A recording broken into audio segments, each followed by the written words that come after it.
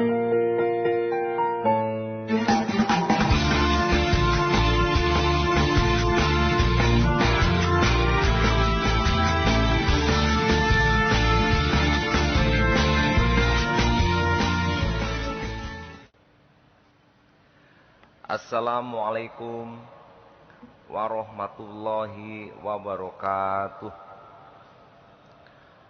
Alhamdulillah huwallazi arsala rasulahu bil huda wa dini haqq liyudhhirahu 'ala dini kullih walau karihal musyrikun walau karihal munafiqun. Allahumma sholli ala Muhammad wa ali Muhammad kama sholaita ala Ibrahim fil alamin innaka Hamidum Majid.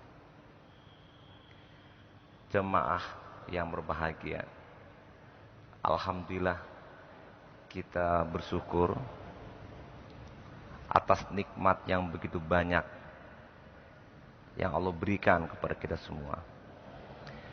Dan juga tentu kita bersyukur karena Dialah Allah yang telah memberikan kenikmatan yang begitu banyak, dan juga Dialah pula yang menurunkan Nabi Muhammad SAW bagi kita semua, sehingga kita bisa mendapatkan penghidupan yang layak, yang tenang, yang tentram, yang bahagia, dan insya Allah pun kita akan dapati di akhirat. Jemaah yang berbahagia, pada kesempatan ini kami akan memberikan wirid dengan judul Al-Hayah fi Dhilal At-Tauhid, kehidupan di bawah naungan tauhid. Seperti beberapa materi yang sebelumnya yang pernah kita berikan berkaitan dengan tauhid, yaitu kalimat la ilaha illallah, suatu kalimat agung, kalimat utama, kalimat yang tinggi, kalimat yang besar maknanya, bahkan dijadikan sebagai rujukan bagi semuanya, dijadikan pedoman, dijadikan panduan, dijadikan sebagai dasar buat kita hidup. Bahkan kita pun siap untuk mengorbankan jiwa, mengorbankan diri, apalagi waktu, tenaga, dan pikiran untuk tetap la ilaha illallah hadir pada diri kita. Tentu ada pertanyaan kenapa demikian.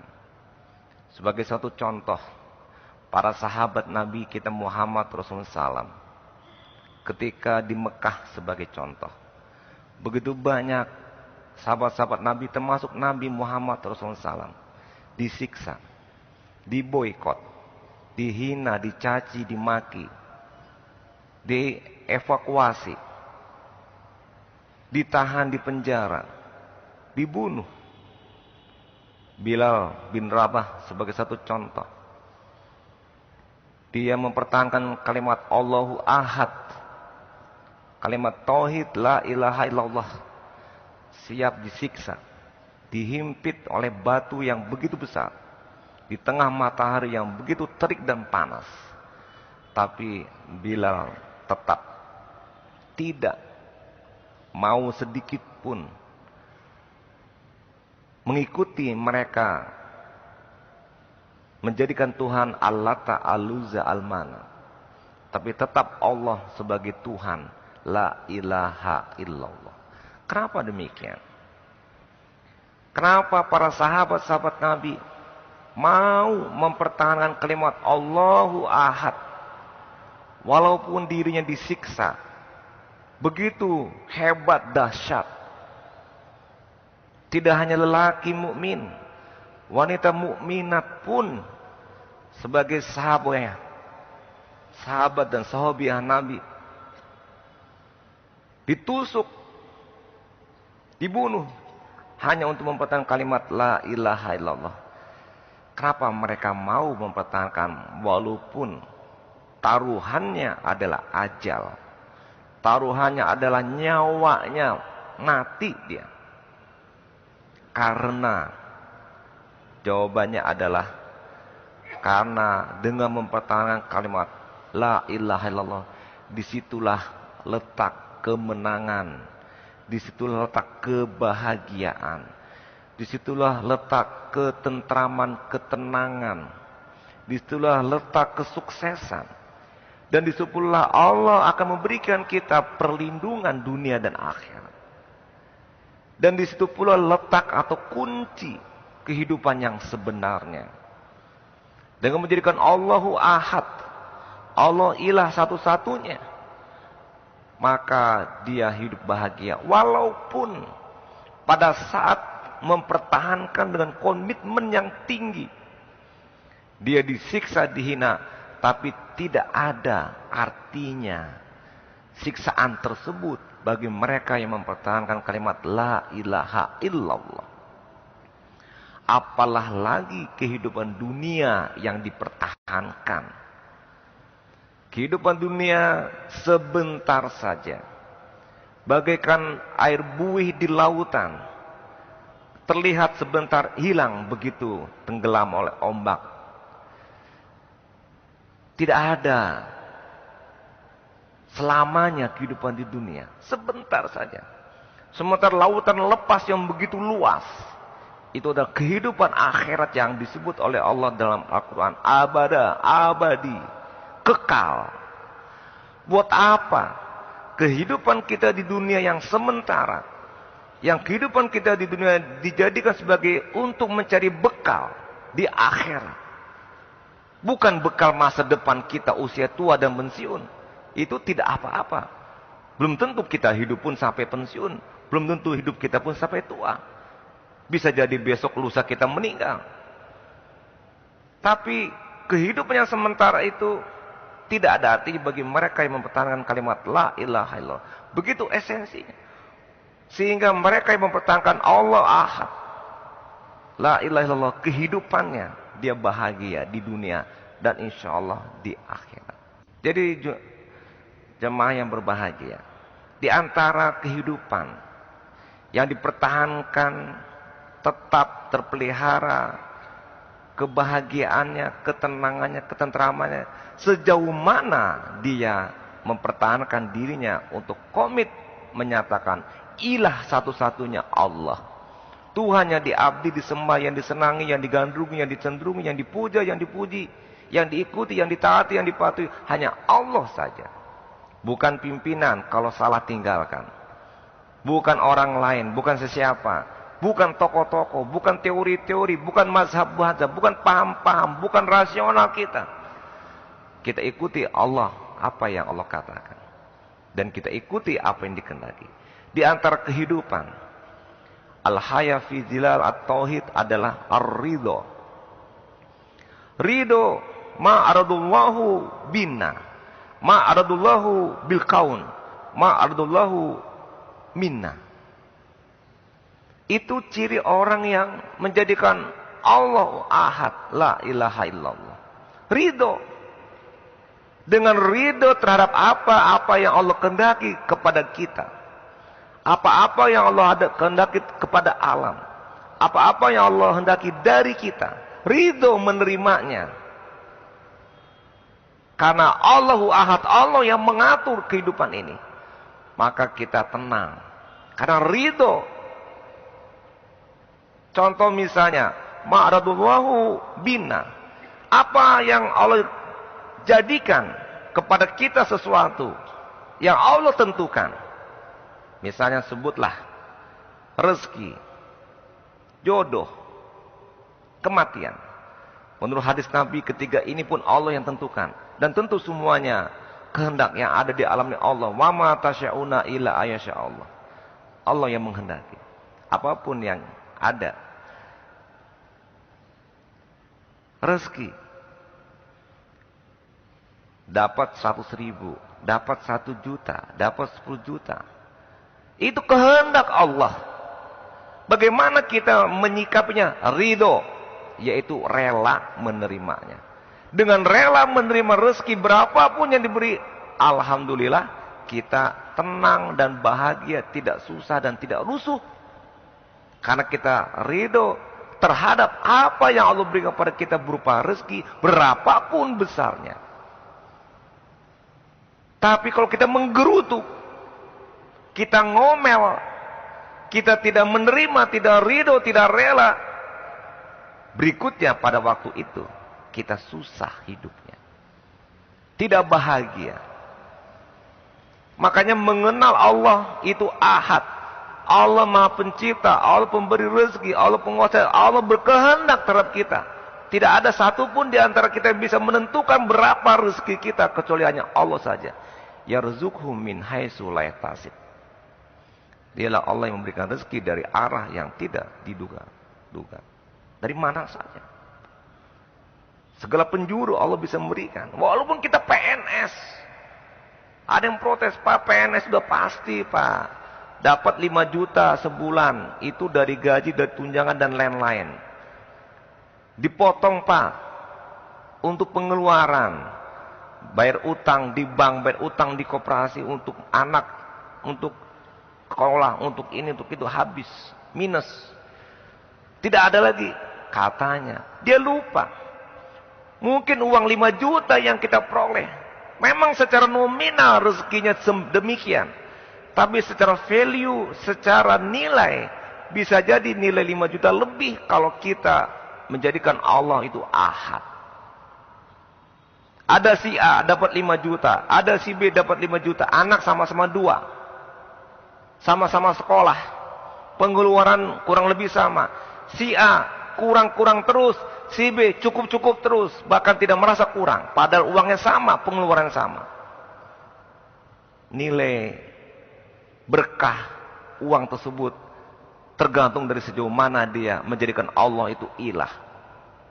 Apa yang terjadi? Karena ridho. Yang dapat 5 juta, alhamdulillah. Yang tadi si A dapat 5 juta, tidak bersyukur. Maka apa yang terjadi? Karena tidak bersyukur, uangnya tidak berkah.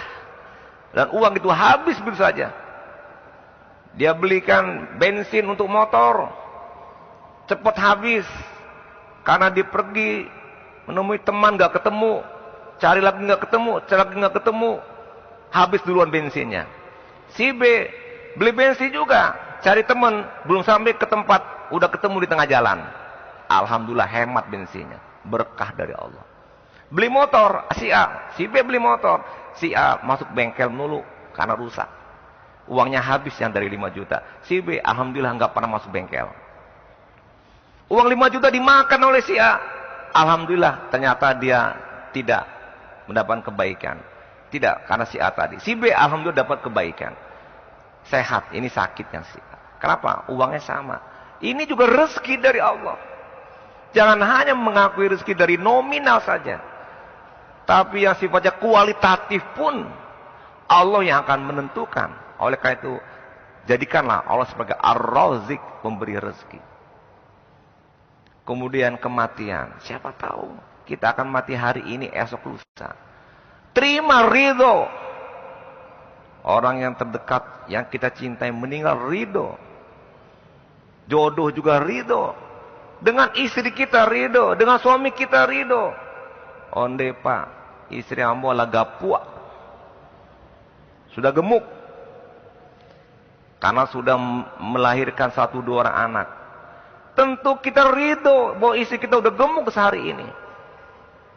Jangan bertambuh loleh, berpikir yang lain. Ridho takdir kadipangan lain. Istri awak laga puak. Itu juga karena korban suami juga. Biasanya setelah punya anak istri gemuk. Ridho menerima. Ini kita akan berdampak dengan ridho menerima istri apa adanya, menerima suami apa adanya. Kekurangannya kita terima, karena itu merupakan takdir yang Allah berikan kepada kita berupa jodoh. Maka kehidupan kita rumah tangga harmonis. Karena tidak ada pikiran-pikiran macam-macam dari suami.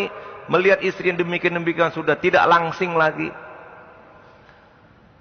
Walaupun disuruh fitness 5 kali sehari, tetap enggak langsing.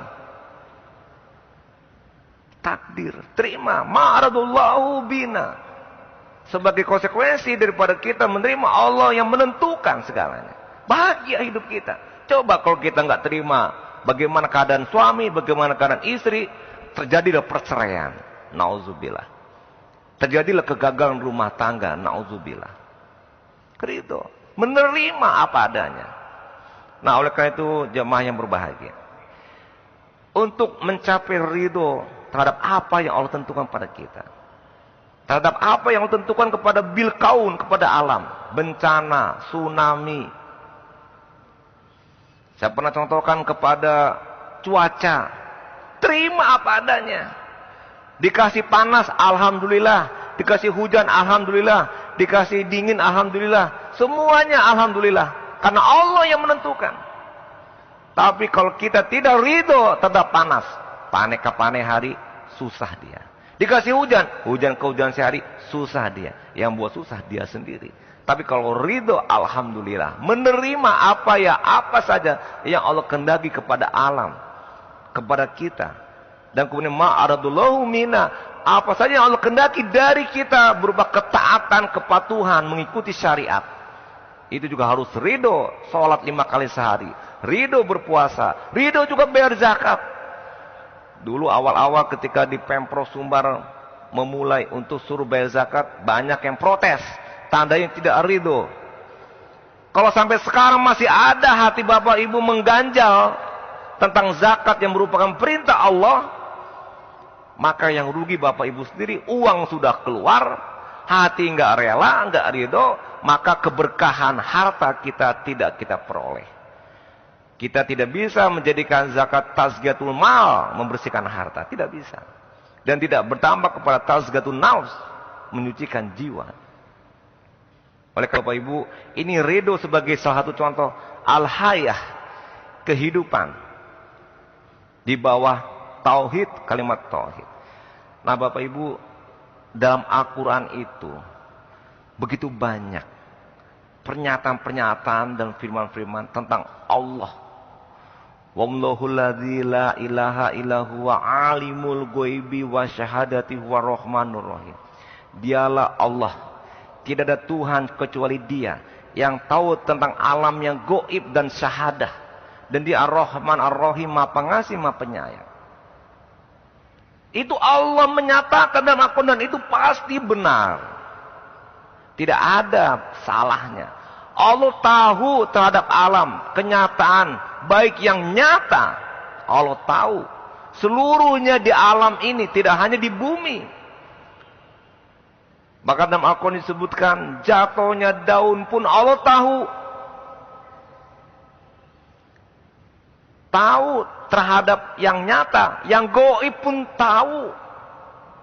Itu Allah yang mengatakan. Jadi tidak boleh menipu, tidak boleh mendustai, atau berniat saja untuk berbuat tidak baik. Sudah diketahui oleh Allah. Itu Allah. Kemudian surat berikutnya, ayat berikutnya. Wallahul ladzi la ilaha illa huwa al-malikul qudusus salamul mu'minul muhaiminul azizul jabbarul mutakabbir. Subhanallah amma yusyrikun. Dialah Allah, Dia Tuhan, kecuali Dialah Allah. Yang Malik, penguasa, yang Raja.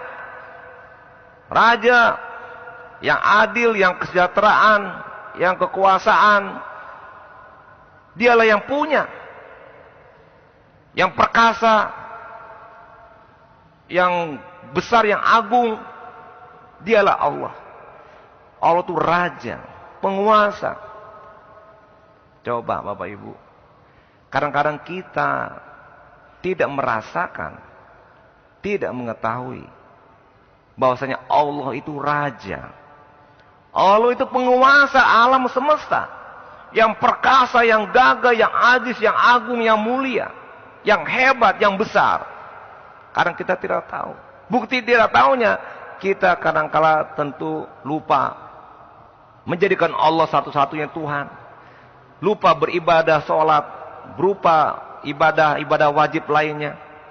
Dan juga tidak mengerjakan sunnah-sunnah yang disuruh oleh Nabi. Dalam sikap sehari-hari pun kita lupa bahwasanya yang menentukan adalah Allah. Kadang-kala kita merasa kita yang menentukan, kita yang merasa hebat, kita yang merasa mampu, kita segalanya yang menentukan. Kadang-kadang kita dalam menyelesaikan persoalan hidup, sepertinya kita yang menyelesaikan persoalan. Padahal Allah lah yang menyelesaikan persoalan. Dialah yang menentukan. Dia yang memberikan solusi. Dia memberikan obat terhadap segala persoalan. Termasuk sakit kita, Allah juga yang memberikan penyembuhan.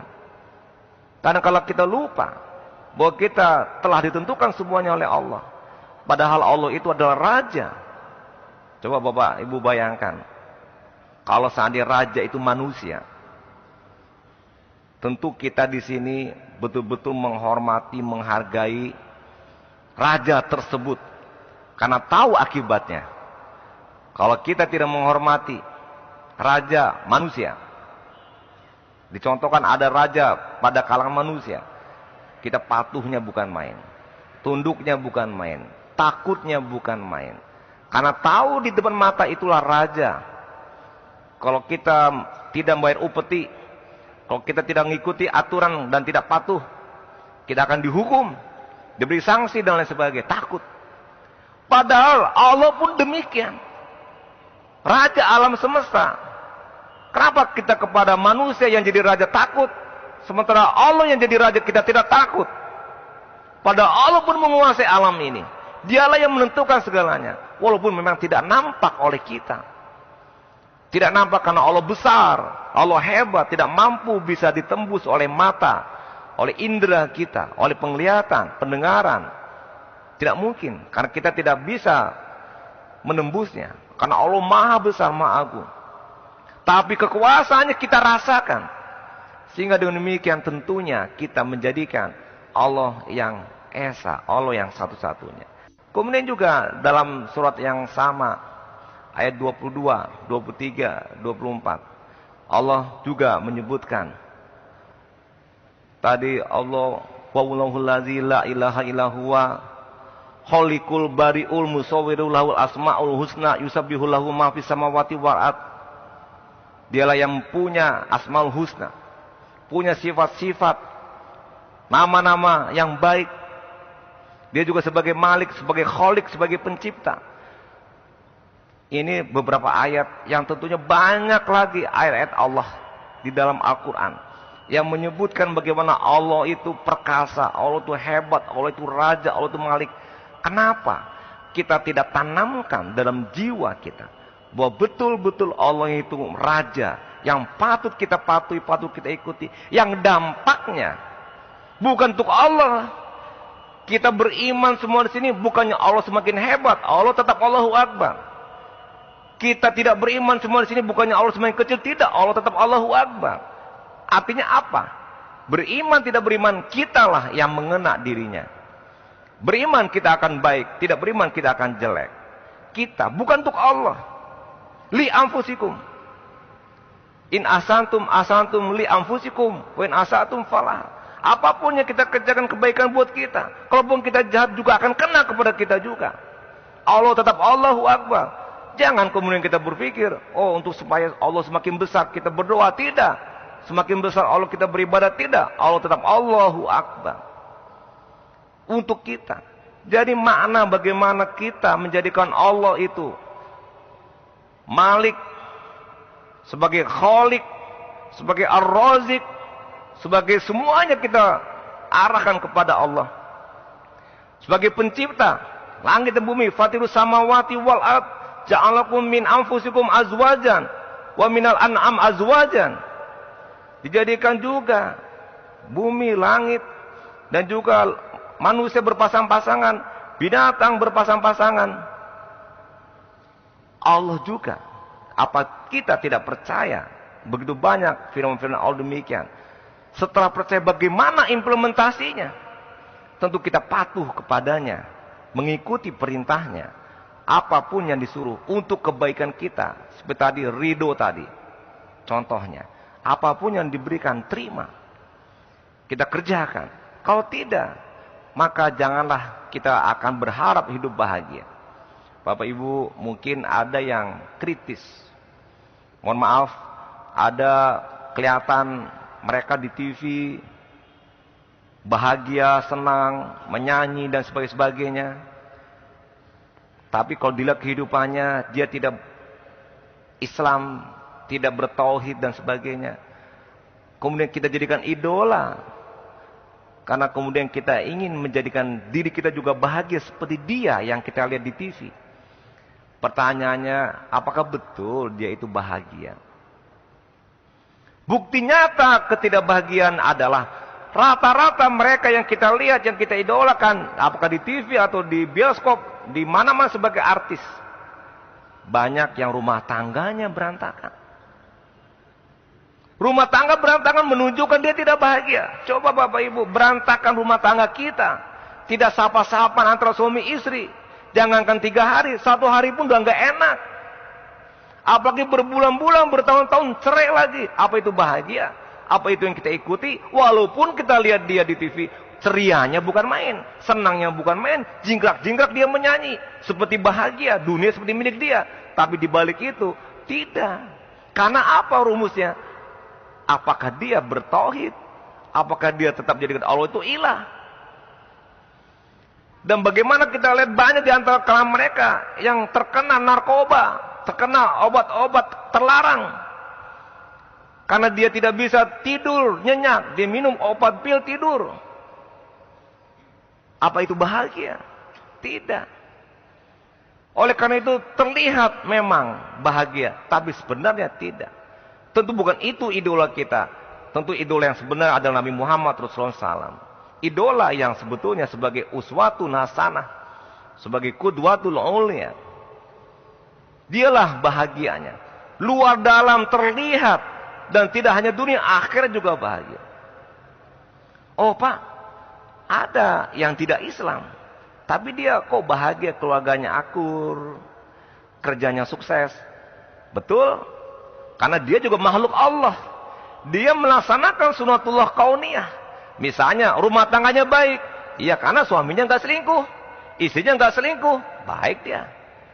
Walaupun dia bukan Islam.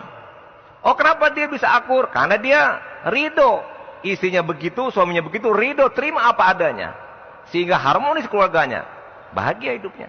Mengikuti juga nilai universal yang ada dalam nilai Islam. Tapi keberkahan memang dia tidak dapat. Ta'idullah dia tidak dapat dukungan dari Allah. Dan tentu na'udzubillah, tentu juga di akhirat urusan Allah. Jadi jelas rumusan sebab akibat. Kebahagiaan itu sebabnya karena kita menyandarkan diri kepada Allah. Allah Malik, Allah Khalik, Allah Razik, Allah sebagai ilah dan seterusnya. Kemudian juga tentu Allah yang kita yakini, selain tadi ada sifat nama dan asma'nya.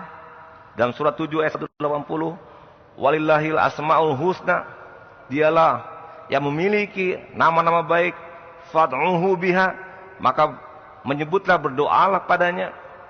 Ini juga sebagai satu bentuk pernyataan dari kita bahwasanya 99 nama-nama Nabi atau disebut dengan Asmaul Husna adalah milik nama-nama Allah. Yang 99 tadi adalah milik Allah, yang kemudian kita harus akui bahwa itu adalah sebuah kebesaran Allah. Dan kita harus akui itu adalah sesuatu yang harus kita jadikan sebagai rujukan. Bagaimana kebesaran Allah yang dituangkan dalam Asmaul Husna untuk menggambarkan sosok Allah Subhanahu wa taala. Begitulah hebatnya Allah yang mengatur alam, yang memberikan rezeki, yang memberikan keadilan, yang memberikan kebaikan, yang maha perkasa, maha aziz, maha rahman, maha rahim dan sebagainya. Itulah Allah sebagai raja, dan Allah itu ada. Sehingga rujukanlah diri kita kepada Allah setiap saat. Dan ketika kita merujuk kepada Allah, insya Allah kita akan mendapatkan ketenangan hati. Itminanul qulub bizikrillah. Ketenangan hati dan jiwa ketika kita ingat Allah. Kemudian tentu setelah tahu Allah itu adalah sesuatu yang besar, kita tahu pula Allah itu sesuatu yang agung dan memiliki keperkasaan pada diri Allah. Maka kemudian kita pun harus menjadikan pula Allah dalam kehidupan kita adalah sesuatu yang besar pula. Jangan kemudian hanya sebutan di dalam pemahaman kita terhadap Asmaul Husna. Kita hanya menjadikan Allah itu akbar. tapi kenyataannya tidak dijadikan Allah itu akbar. Salat kita selalu menyebut Allahu Akbar. Allah Maha Besar. Kenapa kemudian kita tidak menjadikan Allah itu akbar dalam kehidupan kita? Tapi yang lain masih akbar. Uang masih akbar. Jabatan masih akbar. Kemudian status masih akbar. Hawa nafsu masih jadi akbar. Artinya sesuatu yang didahului, sesuatu yang diutamakan, sehingga lupa kepada Allah yang semestinya Allah itu akbar. Dalam kehidupan kita takut kalau nggak punya uang, berarti menjadikan uang akbar. Padahal Allah yang mesti kita takuti. Karena kalau kita berlindung kepada Allah yang satu, maka kita pun tidak takut kepada yang lain. Dan kehidupan kita pun dalam mengarungi kehidupan di dunia ini kita bisa jalani. Wala tahinu wala tahzanu wa antumul a'launa in kuntum mu'minin. Jangan hina, jangan duka cita, jangan bersedih, jangan takut dan sebagainya. Kalau kamu betul-betul beriman dan kamu adalah orang yang a'laun, yang tinggi, yang punya derajat. Ini sebagai satu wujud dari motivasi kepada kita tentang bagaimana kita menjadikan Allah itu satu-satu dengan Allahu Akbar. Banyak yang mungkin perlu dijelaskan dalam kehidupan kita. La tahzan innallaha ma'ana. Allah bersama kita. Bayangkan. Allah bersama kita. Allah yang menguasai alam bersama kita, membacking kita, melindungi kita. Dan tidak perlu takut. Memang kadang-kadang susah. Ada pegawai takut dengan jabatannya. Dia merengek-rengek untuk dapat eselon, untuk masuk dalam struktur. Dia merengek-rengek untuk tidak dilepaskan jabatannya. Dia merengek-rengek pula untuk mendapatkan posisi. Sebetulnya dia merasa takut dengan jabatan diambil, dicopot, dikeluarkan, dilepaskan dan sebagainya. Tentu hal ini pun perlu ditekankan bahwasanya mungkin yang bersangkutan belum memahami Allah itu akbar. A'udzubillahi minasyaitonir rajim. Qulillahumma malikal mulki tu'til mulka man tasya wa tanzi'ul mulka mimman tasya wa tu'izzu man tasya wa tuzillu man tasya biyadikal khair innaka ala kulli syai'in qadir. Allah yang berkuasa, Allah yang raja, Allah sebagai malik. Dia yang berkuasa atas jabatan dan kedudukan dan sebagainya. Allahu Akbar. Jadikanlah Allahu Akbar, Allah Maha Besar. Kemudian berkaitan Allahur Rahman, Allahur Rahim. Juga demikian. Bagaimana Allah dengan keperkasaan, dengan kegagahannya, dengan kehebatannya, dengan keadilannya, dengan kehikmatannya, dengan kebijakannya, dengan kekuasaannya. Tapi di balik itu Allah juga Rahman. Allah juga Rahim. Rahman berarti Allah terhadap ciptaannya kepada makhluk semuanya diberikan peluang yang sama untuk hidup. Diberikan oksigen. Diberikan air. Diberikan tumbuh-tumbuhan. Diberikan udara. Diberikan potensi alam. Baik di perut bumi, di atas permukaan bumi, di udara, dan dimanapun diberikan potensi. Cuman sejauh manakah potensi yang Allah berikan kepada manusia itu dimanfaatkan untuk kepentingan manusia itu sendiri. Itu yang disebut dengan sunatullah. Kita bisa naik pesawat, sepotong besi bisa terbang di atas langit. Itu karena dia memahami Allah, memahami ciptaan Allah, memahami ketentuan Allah di alam, sehingga dia jadikan sebagai sebuah hasil teknologi. Itu Allahur Rahman untuk kepentingan manusia. Secara umum bisa memanfaatkannya. Tidak hanya orang beriman yang mendapatkannya. Orang bukan beriman pun sebagai makhluk, dia juga berhak hidup di muka bumi. Dan juga dia berhak hidup menjadi orang yang sukses dan mendapatkan pengetahuan, teknologi dan sebagainya. Selama mereka menggunakan pikiran yang Allah berikan kepada dia. Sehingga demikian dia mendapatkan kebaikan dari apa yang dipikirkan itu. Semuanya adalah ilmu Allah. Ilmu Allah telah Allah letakkan di alam ini. begitu lengkap dan sempurna. Tidak ada perubahan sedikit pun terhadap apa yang ada di alam ini. Semuanya telah tetap teratur dan tertib, dan semuanya seimbang, tawazun. Allah ciptakan demikian, termasuk manusia di dalamnya, termasuk alam di mana tempat tinggal manusia. Allah ciptakan satu dengan yang lain saling tergantung dan saling tolong-menolong dalam bentuk sistem. Allah telah atur semuanya. Kita mengeluarkan CO2, karbon dioksida, diambil oleh tumbuh-tumbuhan. Tumbuh-tumbuhan mengeluarkan O2, oksigen, diambil oleh kita. Itu contoh bagaimana hubungan mutualisme antara makhluk dengan makhluk telah Allah ciptakan dan membuat sistem.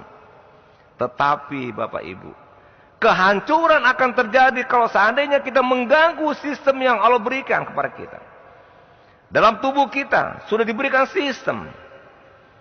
Ada darah yang mengalir, ada jantung yang berdenyut, ada paru-paru, ada ginjal, ada tangan, ada kaki. Semuanya diberikan kepada kita. Alam taro anallaha sakhkhara lakum ma fis samawati wa ma fil ard wasbagu alaikum ni'amahu zahiratan wa batinah wa minan nasi ma yujadilu fillahi bi qur'in wala hudan wala kitabim munir. Apa engkau enggak lihat semua yang di langit dan di bumi dan dirimu sendiri juga Allah berikan untuk kamu yang ada di alam ini. Tapi manusia berjidal, berdebat, tidak mempercayai dan tidak meyakininya. Tapi terkadang kita ganggu kehidupan yang ada dalam tubuh kita yang sudah dalam bentuk sistem. Kita racuni kehidupan kita dengan berbagai bentuk racun yang kita minum, yang kita hirup, yang kita makan, yang kemudian merusak sistem dalam kehidupan kita, merusak ciptaan Allah yang telah Allah ciptakan pada diri kita, sehingga muncul sakit. Kitalah manusia yang membuat kita sakit. Kitalah manusia yang membuat kita rusak. Banyak terjadi bencana.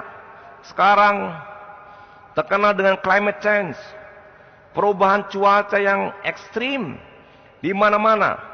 Di daerah 4 musim. Musim salju sudah habis, tetap masih terjadi salju. Musim panas sudah habis, tetap terjadi musim panas. Perkiraan salju cuma sekian derajat cuaca, suhu ternyata ekstrim minus. Pada saat yang biasa sudah tidak lagi musim salju, terjadi ekstrim.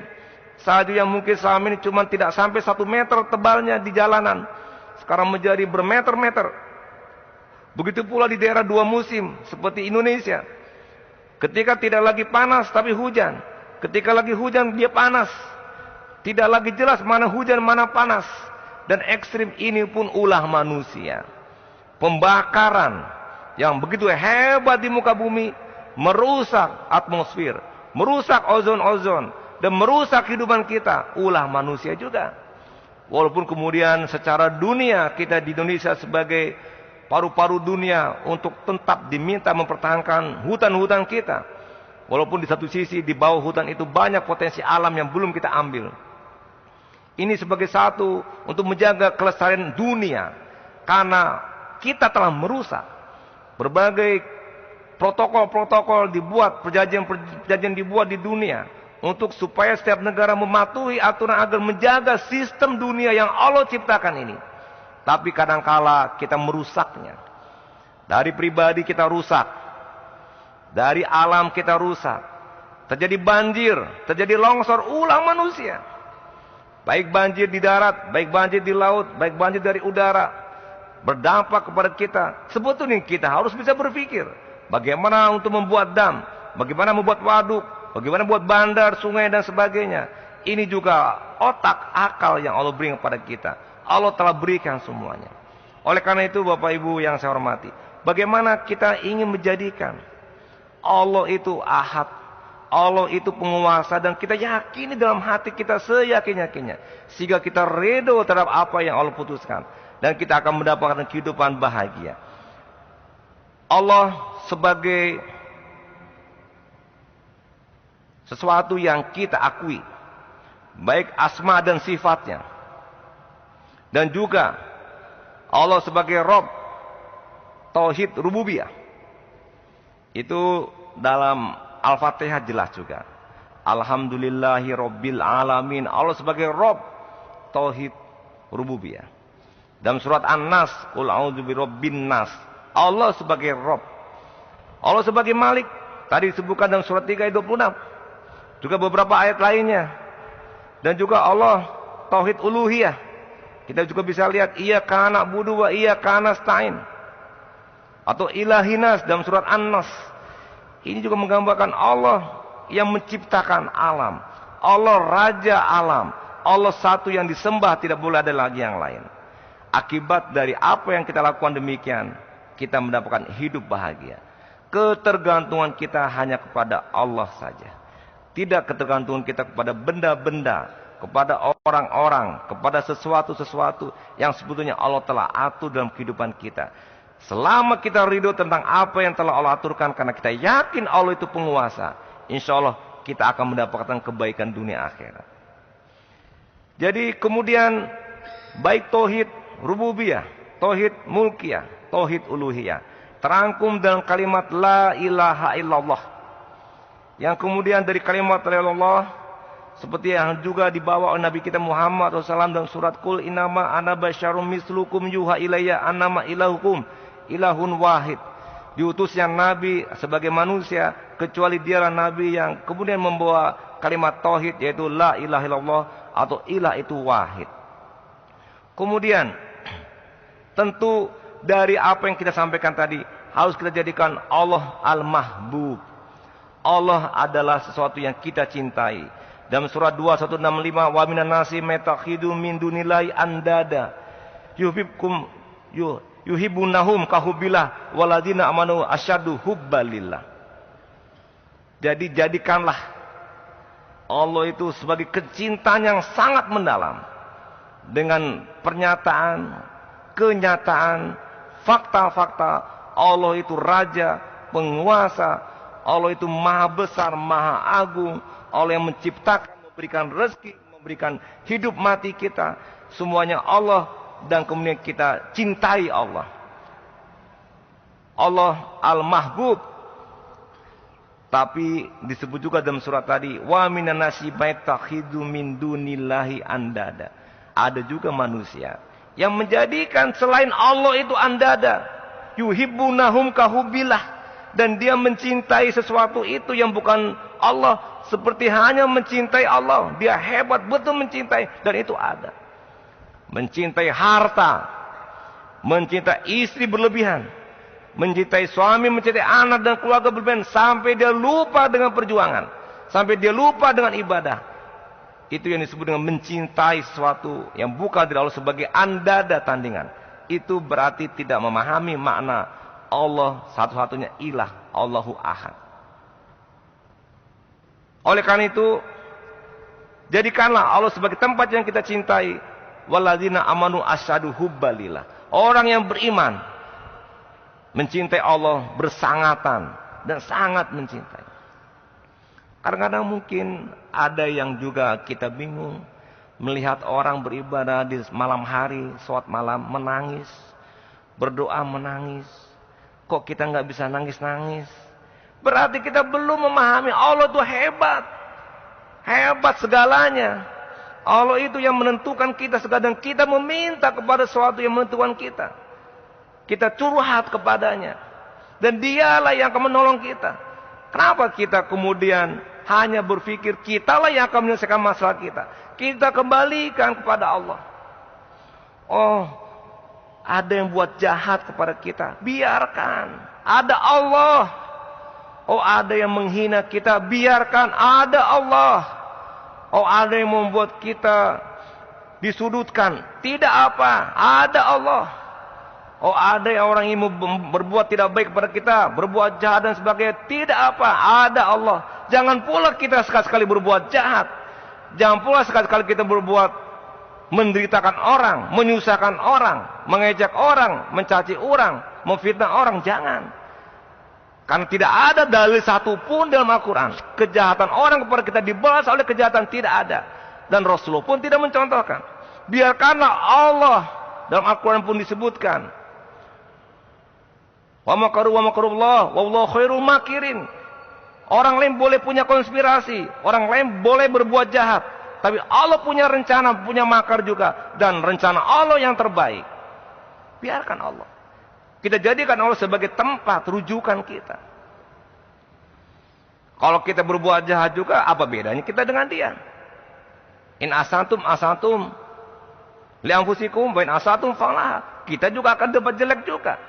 Hal jazal ihsan ila ihsan. Berbuat baik kita akan berbuat baik. Berbuat baik saja 24 jam kali 7 hari. Jangan berpikir sedikit pun berbuat jahat. Jangan sedikit pun berpikir menyusahkan orang lain. Jangan berpikir sedikit pun membuat orang tidak bahagia karena kita. Atau disurutkan, dijatuhkan, dipatahkan, dihina, dicaci, difitnah dan sebagainya. Tidak usah kita ikutan demikian. Karena ada Allah. Allah akan lebih dahsyat pembalasannya. Yakinlah itu. Karena Allah dalam Al-Quran menyebutkan, Allah akan memberikan balasan yang lebih dahsyat, dan Allah khairul makirin. Dan Allah lah yang paling baik makarnya dibandingkan mereka-mereka itu. Dan dalam 8 ayat atau cerita berkaitan dengan makar, tidak ada kita disuruh untuk membalasnya dengan keburukan. Kembalikan semuanya kepada Allah sebagai Allah al-mahbub, Allah yang kita cintai. Kemudian juga Allah sebagai Rabb al-maksud, sebagai tempat yang kita tuju, yang kita maksudkan, yang kita inginkan. Dalam surat Inna sholati wa nusuki wa mahyaya wa mamati lillahi rabbil alamin, surat 6 ayat 162. Allah tujuan rujukan kita, bukan yang lain. Oh, saya begini supaya dapat kebanggaan, supaya dipuji oleh siapa-siapa, oleh ini, supaya tidak perlu. Allah yang kita tuju, dan Allah lah yang kita minta sebagai tempat untuk kita tuju. Kemudian Allah sebagai Al-Malik Al-Muta, Raja yang ditaati. Banyak ayat Al-Qur'annya. Ya ayyuhalladzina amanu atiiullaha wa atiiur rasul wa ulil amri minkum. Fa in tanaza'tum fi syai'in farudduhu ilallahi wa rasul. Ilah Tuhan yang kita abdi. Wa ma khalaqtul jinna wal ins illa liya'budun. Jadi dengan menjadikan Allah sebagai Al-Mahbub, Allah yang kita cintai, Allah yang kita taati, Allah yang kita rujuk, Allah yang kita patuhi, dan Allah yang kita tuju. Itu yang kita jadikan dalam kehidupan kita sehari-hari. Maka insya Allah kita akan mendapatkan kehidupan yang baik. Hayatan thayyibah. Hayatan thayyibah dalam surat 16 ayat 57. Man amila solihan min zakarin au unsa wa huwa mu'min falanuhyanahu hayatan thayyibah. Kita akan mendapatkan kehidupan yang baik. Bapak Ibu, tentu kalau saya tanya kepada Bapak Ibu, mau hidup susah atau bahagia? Pasti kompak jawabannya ingin bahagia. Ingin hidup sukses atau gagal? Pasti kompak jawabannya ingin sukses. Ingin hidup selamat atau tidak? Pasti jawabannya kompak, ingin cari selamat dan hidup yang baik. Nah Bapak Ibu, kalau memang itu ingin kita, ingin selamat, ingin bahagia, ingin sukses, maka caranya adalah ikuti Allah. Selesai. Kalau misalnya saat ini keluarga kita ada yang tidak bahagia, hidup kita rusuh gelisah terus, berarti belum dijadikan Allah sebagai tempat rujukan. Padahal Allah janjikan, oh rusuh, Allah katakan, ala bizikrillah tatma'innul qulub, ingatlah hanya dengan ingat pada Allah, zikrullah, hati tenang. Apalagi masa kita tidak percaya? Oh uang enggak ada, membuat kita rusuh. Kembalikan pada Allah Ar-Razik, Allah yang memberikan rezeki. Ngapain kita susah-susah mikir uang? Jalani saja hidup kita ini, selesai. Insya Allah rezeki ada. Yang penting kita usaha dan kerja keras, berdoa. Dalam keluarga demikian, dalam pekerjaan demikian, dalam pergaulan demikian, dimanapun kalau kita ingin mendapatkan kesuksesan, kebahagiaan, kembalikan kepada Allah.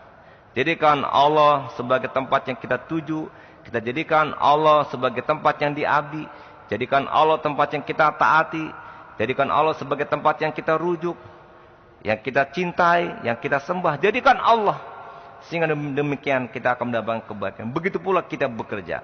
Insya Allah untuk mencapai itu, marilah kita tanamkan kebaikan dalam diri kita. Berfikirlah baik selama 7 hari, dikali 24 jam, tidak ada satupun terfikir dalam pikiran, apalagi terniat untuk berbuat tidak baik kepada siapapun. Karena ketika itu yang kita lakukan, maka Allah lepas tangan dari diri kita dan Allah tidak dukung terhadap apa yang akan kita lakukan, kita kerjakan, dan doa-doa kita pun mungkin tidak dikabulkan oleh Allah.